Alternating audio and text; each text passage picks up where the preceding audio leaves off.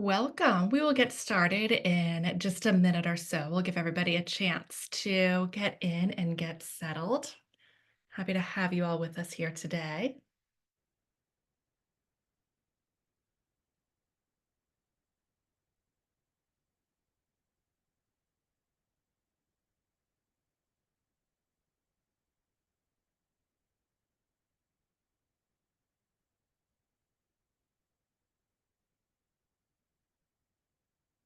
I will launch the poll for this question in just a moment, give people a chance to get in, and we'll get started in about 1 minute.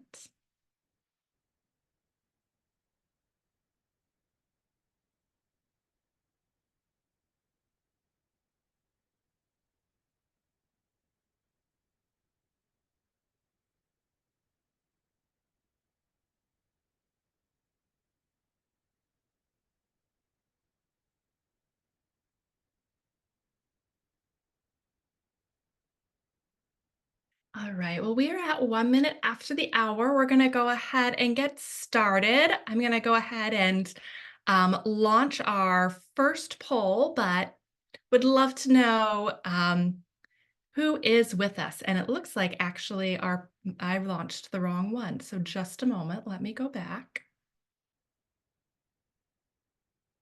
All right, that is the correct one. Hopefully that doesn't mess things up too much, but today I learned that on Zoom, the polls start from the bottom and go to the top.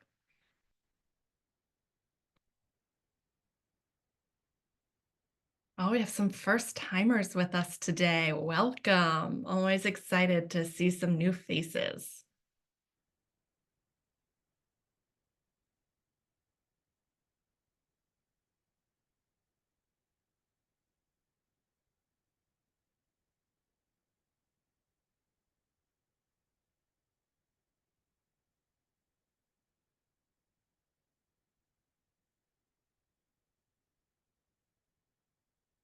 All right, well, we are 2 minutes past, so I'm going to go ahead and get started. So I will end this poll. All right, and let's go ahead and start it. Welcome. I'm Jennifer Wells. I'm Director of Product here at Rivet Education, and I am joined by my lovely colleague, Robin McClellan. And we are here today to talk to you about designing unique professional learning plans. Many schools, I know if you're in the South, have been out for quite a bit of time. I'm here in the Northeast, so just about everybody is done or finishing up this week.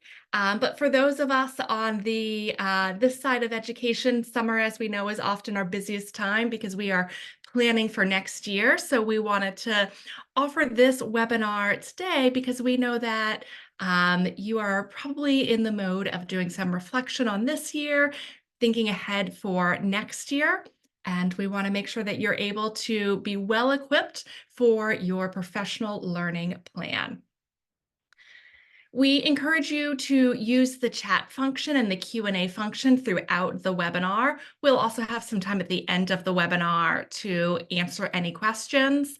And certainly, if you are anything like me, you probably think of your questions after the webinar has ended. That is not at all a problem. You are welcome to reach out to myself, jennifer.wells@riveteducation.org, or Robin McClellan, at riveteducation.org, and we'll put our email addresses up at the end of this webinar as well.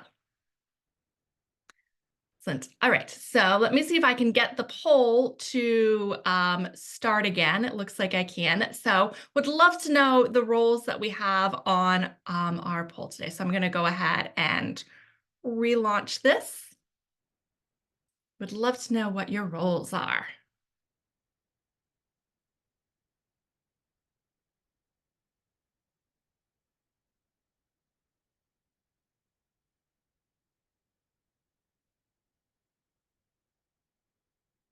There's some people here supporting partners. We've got excellent.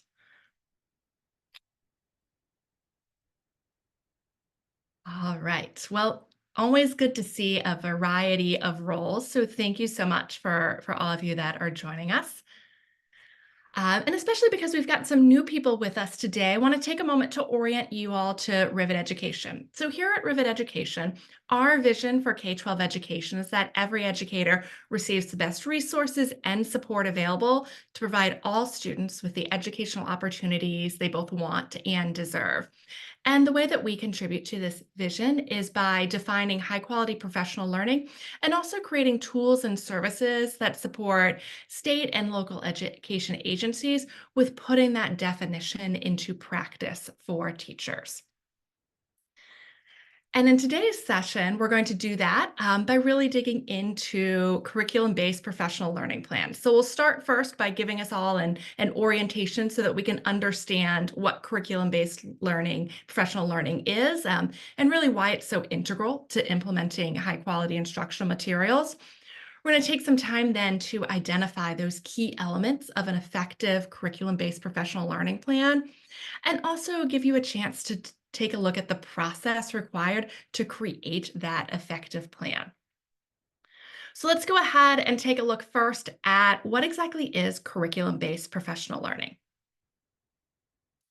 So here you can see Rivet's definition of curriculum-based professional learning. And really at the heart of it, it is to support and strengthen using high-quality instructional materials. It's about connecting content knowledge and instructional strategies to the materials that teachers use daily in their classroom. Curriculum-based professional learning goes beyond that initial product training of how do I access my materials, what's in there, really to provide teachers and leaders with ongoing job embedded and dynamic support to be able to use those high quality instructional materials skillfully. And we have this graphic here, Rivet's framework for curriculum-based professional learning. So the definition that I just shared is really captured here in this graphic for our framework. And you can see that this framework has three main components. There's the overarching characteristics of curriculum-based professional learning. These are going to be consistent across all types of professional learning. And then you see here in the middle of the pyramid, we've got our four types of professional learning. And those are what are needed to support the effective use of high quality instruction materials. So it includes adoption, launch, ongoing for teachers, and systems design and leadership support. And then at the top, you can see there are four structures. So these are the structures that can be leveraged to provide educators with the professional learning they both want and need. And so, what I'm going to actually have us start with today, I've invited my colleague Robin with us because she's got such a wealth of knowledge around this work. So, I'm so excited that you all are going to get to hear about her current work, but also her experience prior to Rivet. So, really, to help us to understand curriculum based professional learning, the role it plays in implementing high quality instructional materials, and also why it's so important to have a plan for professional learning. Robin's actually going to start by telling us a little bit about the work that she did as a leader in Tennessee. So, Robin, I'm going to go ahead and turn things over to you. Okay, thank you. I'm excited to share about two different journeys. The past life is leading a classroom, a school, and then a district in implementing high quality instructional materials. And then my current life in my wonderful job at Rivet Education, which I love so much, is supporting other districts and states and doing the same work. So you see a picture here when I was in one of these districts. I won't point out which one, but I was the elementary supervisor in one of these districts. And the LIFT organization is Leading Innovation for Tennessee, and it's created and organized by a nonprofit called SCORE. And so basically, they said we have a problem of practice of literacy in Tennessee. We're going to get a group of districts together, and we're going to do the work and figure out how to change the impact for kids. So at Rivet Education, we're always learning. So we're starting to understand how to pull out the story of our partners.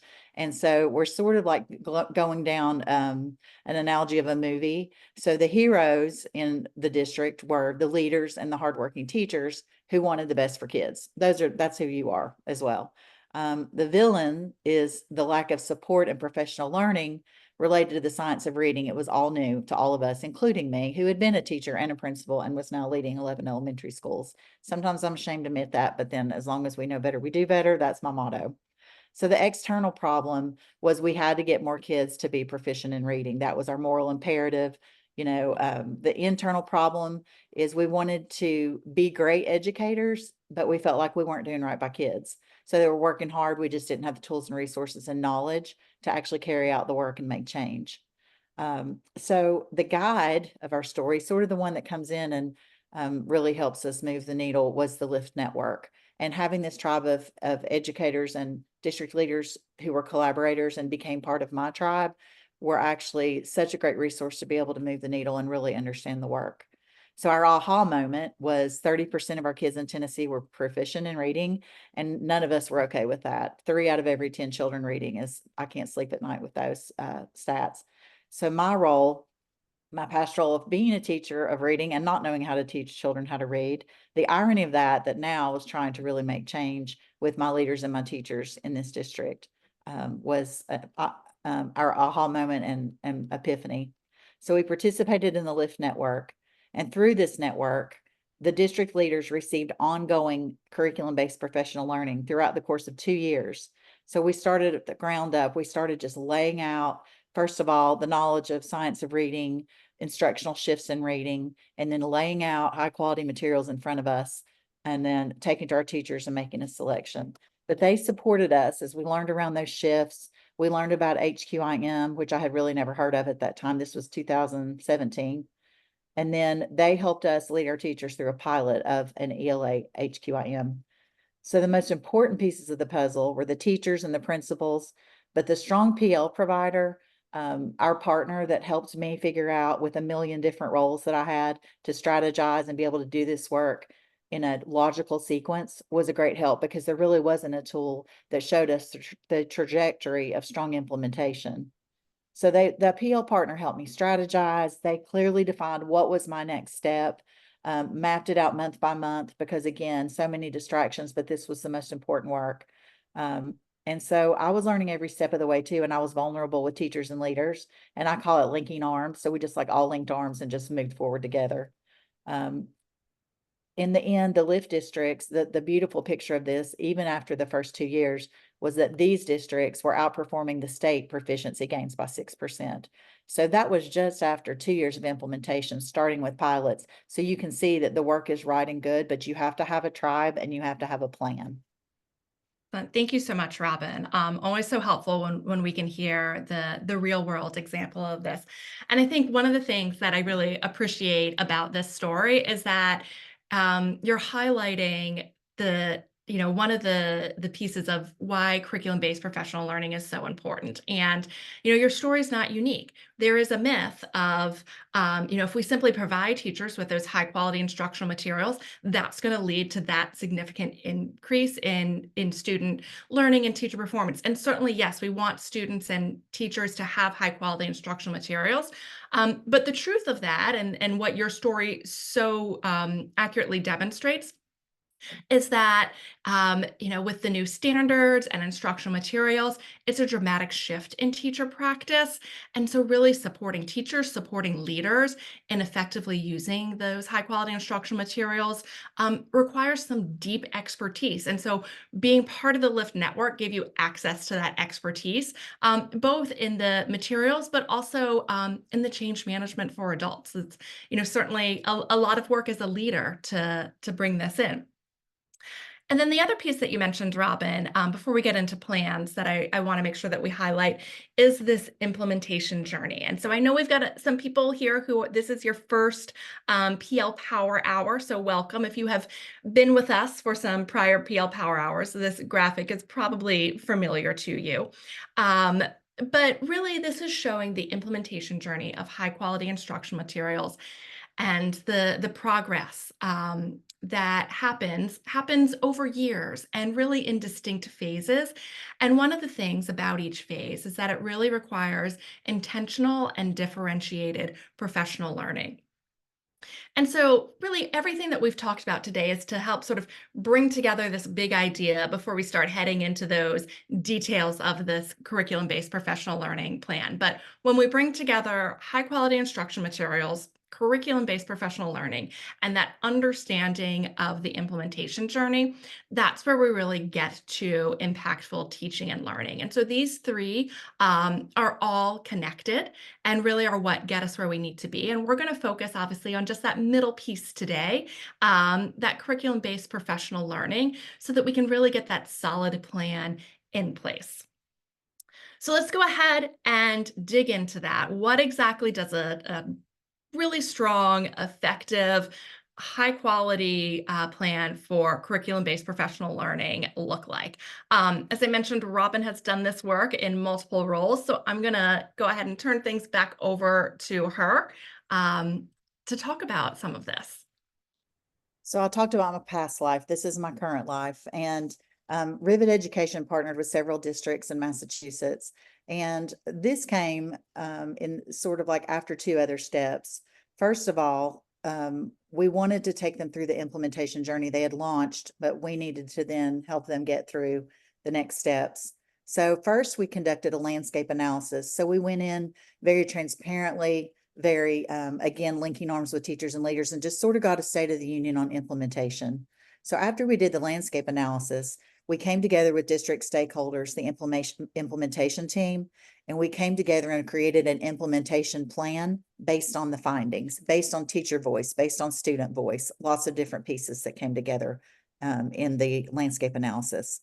But then after we created the implementation plan, what's next and being able to move forward in the journey that Jennifer just showed you the slide of 2 slides back, we had to build a strategic professional learning plan that helped them move forward.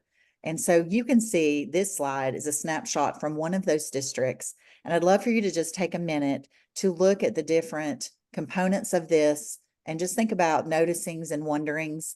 If you have any noticings and wonderings, you're welcome to put it in chat. And of course, we'll be sure to monitor that, but just kind of take a look at this and see what are you noticing about the components of this screenshot.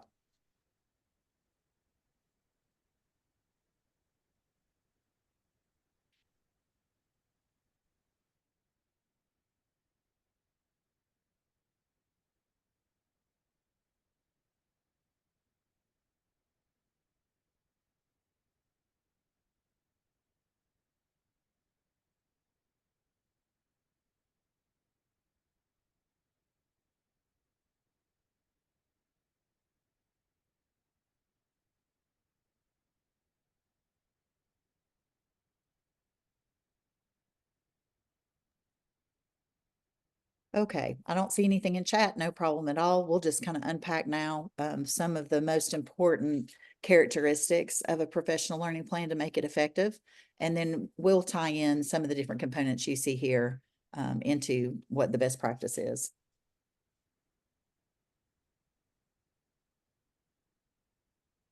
So what makes a plan effective? And the plan we just showed you is actually always a work in progress. It's always revisited, so it's organic. But the characteristics of a great professional learning plan, number one, is it has to focus on the right content. So it has to be grounded in high quality instructional materials.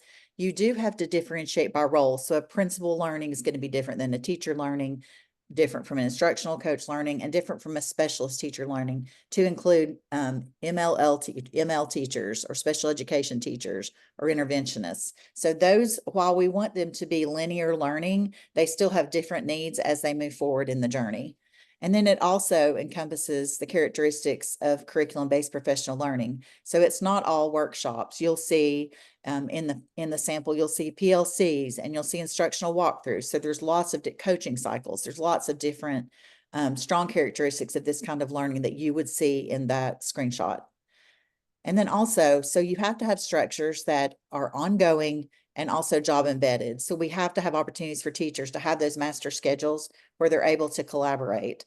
Also providing them appropriate training, and then making sure that we have other options that teachers can attend, summer academies, et cetera. But the crux of it needs to be embedded within the job. And then it also leverages experts. So I was not the expert in curriculum nor implementation. So that's why when I was in my past life, we contracted with the curriculum creator to come in and really dive deeply into the materials. And then we also, again, I shared that we partnered with a professional learning provider who came in and helped us with strategy and implementation. So you have to name, when you're talking about the experts, you have to name what are the objectives of the training, who's owning it, what is the structure, what is the format of the professional learning, and then who is the audience. This will help you to devise a professional learning plan that is strategic and linear and cohesive across stakeholder groups. Um, so let's get into how exactly we can do that. I appreciate so much, Robin, that you've been able to give us this sort of setting the stage of this is what it looks like, this is what my experience is. And so I know right now our participants are probably like, yes, I definitely want to do all of those things. How actually do I do them? And so don't worry, we've got you covered. We're gonna take a look now at like how exactly do we create that plan? Well, first, as you can imagine, it involves some pre-planning.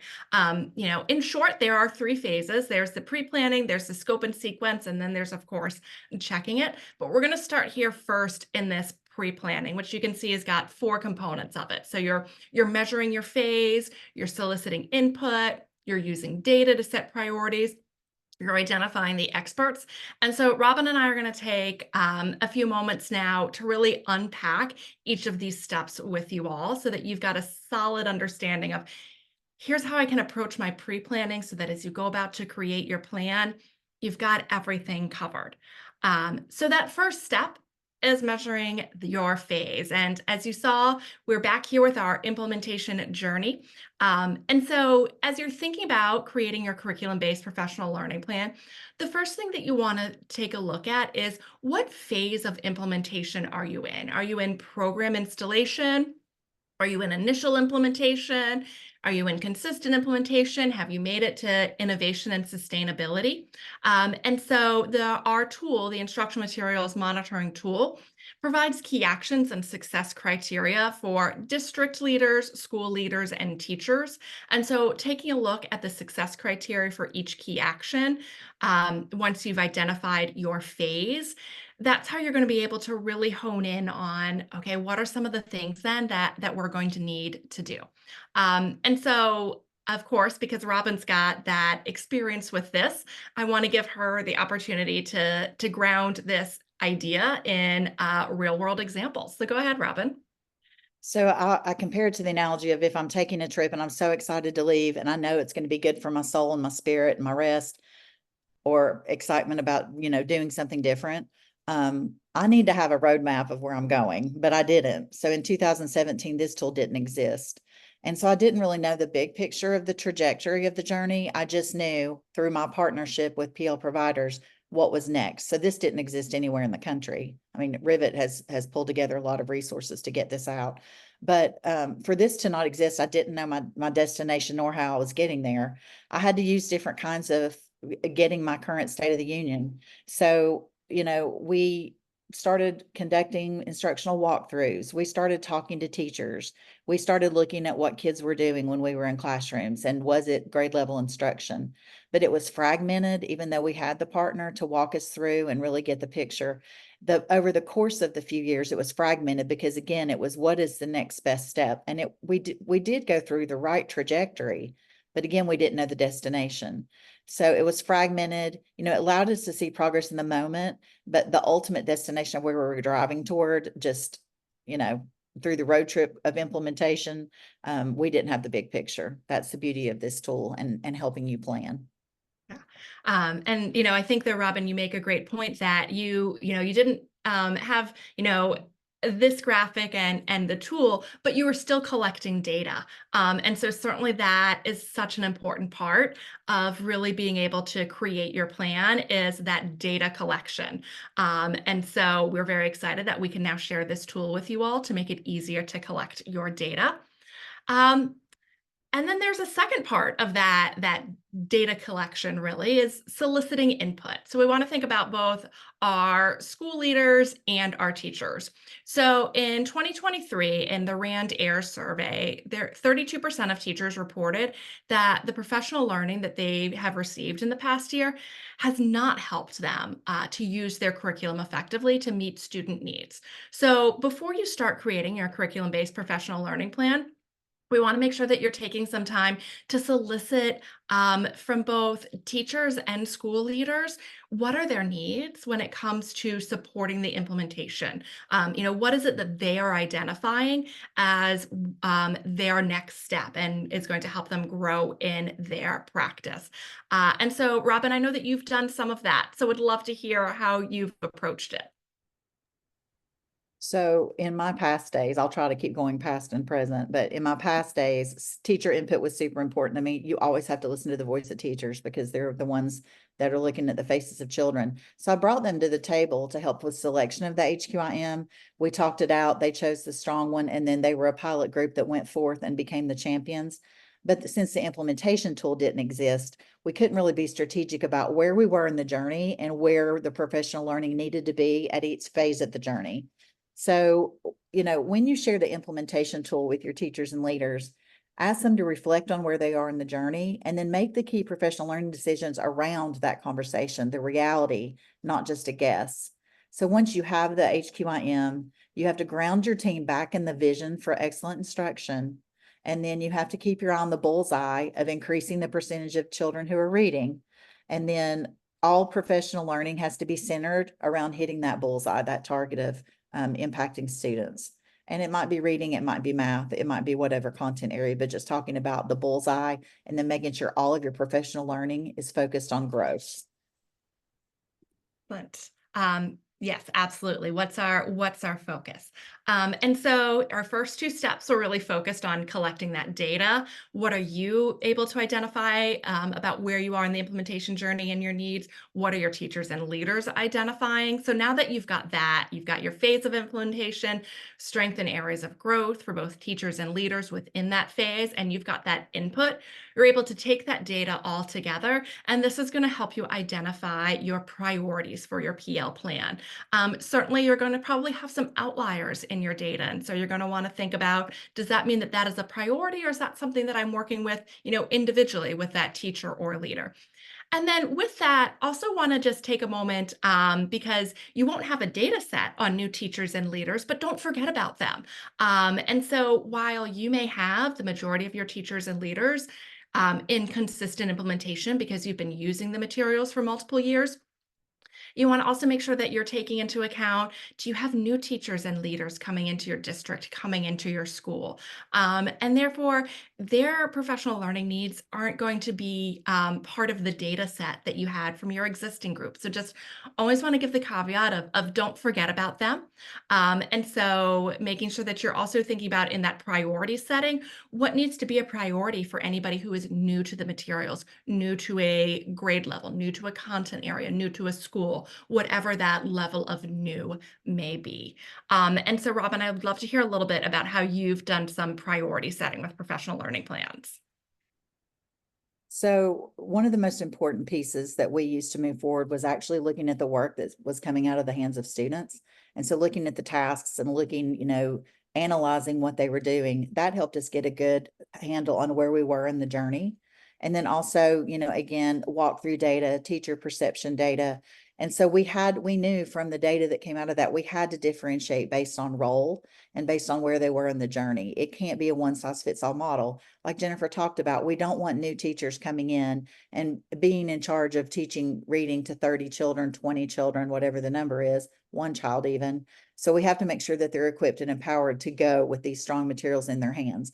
When you have a substitute teacher that comes in, thinking about training your substitutes so that when your teachers are absent, the children don't have to miss a day because the sub is trained and ready to come in and equipped with professional learning to be able to move forward. Those are little things that might be missteps in the beginning that I missed, that now a lot of districts, as I'm talking to them, especially like in the state of Texas, they're really being intentional about training all different stakeholder groups.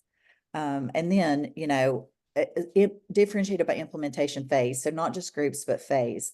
So different phases as you dig more deeply into PLCs and more deeply into internalizing lessons, you just finally start to release the control over to the teacher leadership. So that's where the implementation journey takes you. And that's what has to be differentiated by phase to be able to eventually equip teachers to have the capacity to do the work without a lot of guidance and support, but with continued professional learning. But and so then there's that final step of the pre-planning. You've got your priorities in place now. You've got, for new teachers and leaders, we're really talking about the, initial orientation to the materials, making sure that they understand the design, the coherence, intentionality. You've probably got experienced teachers and leaders where maybe you're digging in deeper on using scaffolds within the materials. Maybe you're digging in ways that now that they've got that baseline understanding, you're able to go deeper with them. And that's reflected in those priorities. And so now you want to think about the experts. Who's going to actually be able to deliver this professional learning? Is it going to be something that you can do within your school, within your district? Do you have members of your team that have the depth of knowledge of the HQIM to deliver the professional learning? Or are you, especially if you are in one of the earlier phases, more than likely you haven't yet been able to build up that depth of learning. And so you want to think about who are the experts in the HQIM that we can bring in. So Robin, you've talked a little bit about bringing in the experts. So I'd love to hear just a little bit more about that. So when I was a participant in the LIFT network, LIFT was the organization that brought us all together, but they had professional learning partners that came in and actually did the training with us. So, we had been talking about instructional shifts for years in Tennessee, but were they concrete? We definitely didn't have the materials to be able to know how to make them concrete, how to make the shifts. So that's why this high quality curriculum was a game changer. So to even take the first step out on our own, we couldn't do it by ourselves because we didn't know science of reading. We didn't understand what HQIM offered to our teachers. We knew the shifts a little, but we had to be able to dive into the curriculum, make sure that those were being shown in our classrooms every day. I couldn't do it. And the people in our district, I could do it with knowledge. And so that's why we had to bring in a professional learning provider. So again, we had two. We had the curriculum specific vendor and then professional learning purchased through them because that would help us dissect into the curriculum, which I mentioned. And then the professional learning partner that helps with strategy and thinking about what are the next best steps. And everything was grounded in curriculum and everything was built for different stakeholder groups. I couldn't have done the work without those partnerships. At Rivet, it's no secret that we highly believe in the value of those deep partnerships, particularly in those early phases. Because as Robin mentions, like if you don't have the expertise, that's okay. You can find someone who does have that expertise while you're building yours up. And so just want to take a moment, especially since we've got some new people with us here today, to just remind you all that that is, one of the big pieces of what our professional learning partner guide does. It was created to measure and showcase those PL providers who are vetted against our framework for curriculum-based professional learning, and also have that deep expertise in specific high quality instructional materials. So if you are thinking about your plans and you're realizing like, oh goodness, based on our needs, based on our priorities, that expertise doesn't exist for us, I encourage you to check out the PLPG. It's free, it's online, and you can look by curriculum, by state, by type of professional learning to find that expert that can really be your partner in building that expertise. So at this point, we've done our pre-planning. We've gathered our data. We have set our priorities. We figured out who's going to actually be able to be the expert in making these priorities a reality. And so now it's time for us to set that scope and sequence. And we saw a snapshot of one at the beginning of this session, but really wanting to take a look at what is happening in professional learning by audience and by month. What are the objectives, the structure, the owner? And certainly remember, one of those core aspects of our definition of curriculum-based professional learning was that it was ongoing and job embedded. So by taking time to set out that scope and sequence, that's how you're going to ensure that you're truly getting to that curriculum-based professional learning piece of it.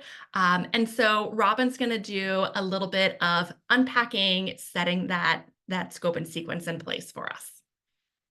So with, again, a million different distractions as a district leader, this is where the professional learning partner came in. And so they helped me scope out, here's the state of the union landscape analysis in general.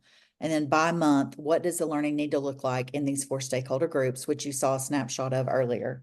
And so if you think about, for example, the school leader column, so a school leader column in our district, to include me, I'm all part of the we. When we did our needs analysis, I saw that there was a gap in school and instructional leaders conducting instructional walkthroughs, giving feedback explicit to the curriculum because we didn't know the curriculum yet, and then coaching to increase teacher capacity to do their work.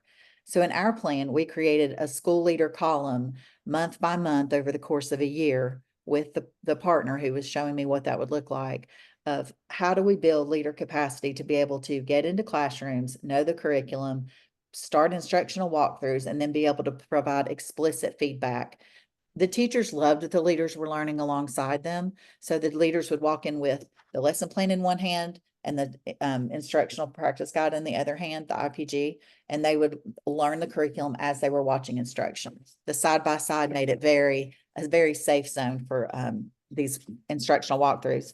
So in our plan, we showed, the objective is to increase their capacity of coaching. Here's the structure. Our PL providers came in, conducted the walkthroughs, debriefed with principals, and then who's going to own it? I couldn't own it. So our professional learning providers owned it, but I was always a part of it. Just one more example, think about, with the teacher stakeholder group.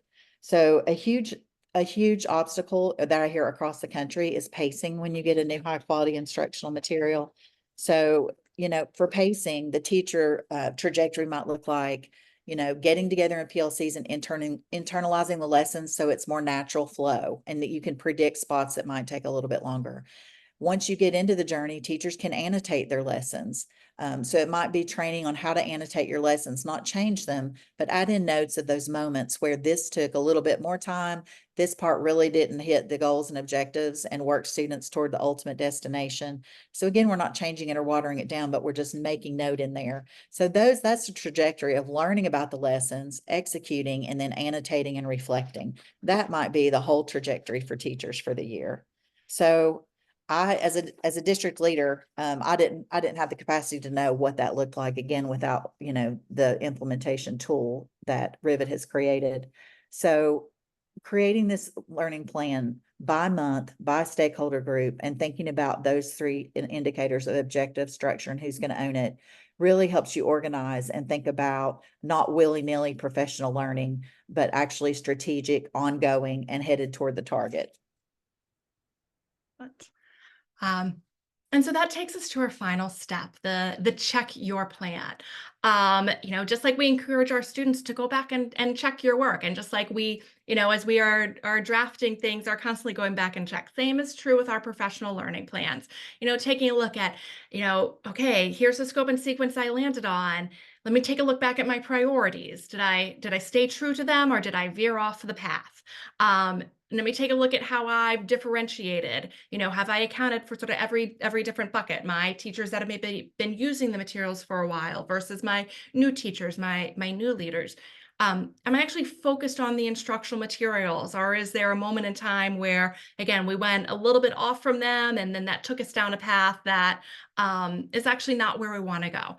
And so you want to be careful, especially that you don't veer into content that, content specific PL that's not actually grounded in your high quality instructional materials. So certainly something to check for. Professional learning plans are dynamic and they can evolve as you create them. And so that check your plan, you can see, really lines up with those key elements that we saw for a professional learning plan at the start of our session. And so, Robin, would love to hear a little bit about sort of how that check works for you and has worked in, your different hats that you have worn. Sure. So by gathering this data, and the best way to check your plan is measuring impact and outcomes. So you want to make sure that your plan's focused on the right content. So you can definitely do checks through walkthroughs. We'll show you that data. Student work will show you that data. If we're working on pacing and students aren't being able to complete the task because they haven't had all components of the lesson, student work will show you, are we focused on the right content to support our teachers? We continually revised and took that initial plan and we extended grace for mixed steps for us and we reflected and we had a culture of trust and transparency and we could be honest. So when you listen to the voices of teachers and leaders and they're saying, I need more professional learning in this, or through data, you see that, that's why you are grounding yourself back into, using these three checks. Is the content right for the professional learning? Do you use lots of different structures to be able to meet the needs of teachers? Because we don't all learn in the same way, but we know by RAND data that teachers say, collaborating through PLCs and getting walkthrough data or feedback or coaching cycles are the two types of professional learning that teachers value most. So making sure those structures are in place and then leveraging those experts to really help you be organic, keep the plan to be ongoing and spiraled and meeting the needs as you see that we need more learning or that we're progressing and we need to move on to the next best step. And so that brings us to the end of today's session. Again, thank you so much for joining us. I know that this is a busy time as you are, again, maybe still doing some closeout of this school year, getting ready for your next school year, but certainly want to make sure that curriculum-based professional learning plans are a core component of it. You're always welcome to just reach out to Rivet in general, info@riveteducation.org. I promise you it is an email inbox that is checked frequently, multiple times a day. So I know sometimes people get nervous. Don't get nervous. We will see your email, but you're also welcome to either reach out to me directly or to Robin. We always welcome your questions. And again, thank you so much for joining us today. It's been a pleasure, and we hope to see you again at a future Professional Learning Power Hour. We will be taking a break next month because we know that is often the time that many people are taking a break. But certainly as we get ready to head back to school in August, our Professional Learning Power Hours will also start back up. We'll stay on for just a few moments in case any questions come up, but I will go ahead and stop the recording now.